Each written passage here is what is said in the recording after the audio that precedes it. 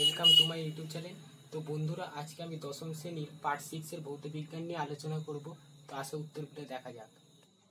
প্রথমে যে কোশ্চেনটা আছে দেখো, যে গ্যাসের বাষ্প ঘনত্ব অক্সিজেন সাপেক্ষে 2 তার গ্রাম আণবিক গুরুত্ব হলো, এটা হবে অপশন ঘয়েরটা 64 গ্রাম পার মোল। দ্বিতীয় কোশ্চেন বলেছে গলিত সোডিয়াম ক্লোরাইডের তড়িৎ বিশ্লেষণ করার সময় কি হয়, এটা হবে ক্যাথোড ঋণাত্মক ও এখানে বিজারণ ঘটে। তিনটা হচ্ছে 3 ওহম এবং 6 ওহম রোধের সমান্তরাল সমবায়ের তুল্য রোধের মান হলো 2 ওহম। তারপরে যে কোশ্চেন আছে, কোনো বস্তুতে সোনার প্রলেপ দিতে কি তড়িৎ বিশ্লেষ্য ব্যবহৃত হয়। এখানে উত্তরটা আছে, কোনো বস্তুতে সোনার প্রলেপ দিতে পটাশিয়াম সায়ানাইড কে AuCN এর জলীয় দ্রবণ তড়িৎ বিশ্লেষ্য ব্যবহৃত হয়। তারপরে বলেছে কিলোওয়াট ও কিলোওয়াট ঘন্টার মধ্যে কোনটি ক্ষমতার একক। অ্যান্সার হবে কিলোওয়াট। তারপরে বলেছে ডিসি অপেক্ষা এসি এর একটি ব্যবহারিক সুবিধা লেখো। সুবিধা হচ্ছে ট্রান্সফরমারের সাহায্যে এসির বিভব কমানো বা বাড়ানো যায়, কিন্তু ডিসিতে এই সুবিধা নেই। তারপরে বলেছে ফ্লেমিং এর বাম হস্ত নিয়মটি লেখো। এখানে সূত্রটা লেখা আছে, নিয়মটা।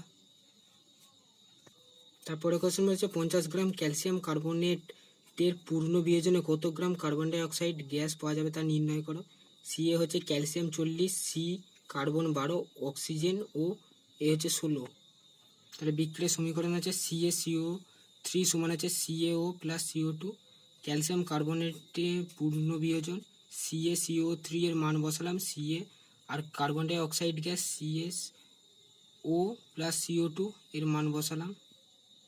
তাহলে 100 গ্রাম ক্যালসিয়াম কার্বনেট পূর্ণ বিয়োজনে যদি 40 গ্রাম CO2 পাওয়া যায়, 1 গ্রামে পাওয়া যাবে 44/100, আর 50 গ্রামে পাওয়া যাবে, কাটাকুটি করলে 50 আর 100 কেটে 2 হবে, 2 আর 44 কাটলে 22।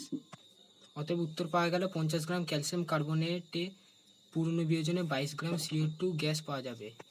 শেষ কোশ্চেন হচ্ছে, দুটি ধাতব তারের দৈর্ঘ্যের অনুপাত 2:1 এবং ব্যাসার্ধের অনুপাত 1:2 এবং রোধাঙ্কের অনুপাত 3:4 হলে তার দুটি রোধের অনুপাত কত হবে। এখানে আমি করে দিয়েছি। দৈর্ঘ্য অনুপাত তারের এটা L ধরেছি, ব্যাসার্ধ আর রোধাঙ্কের দৈর্ঘ্য অনুপাত ধরেছি, রোধাঙ্কটা ধরেছি S।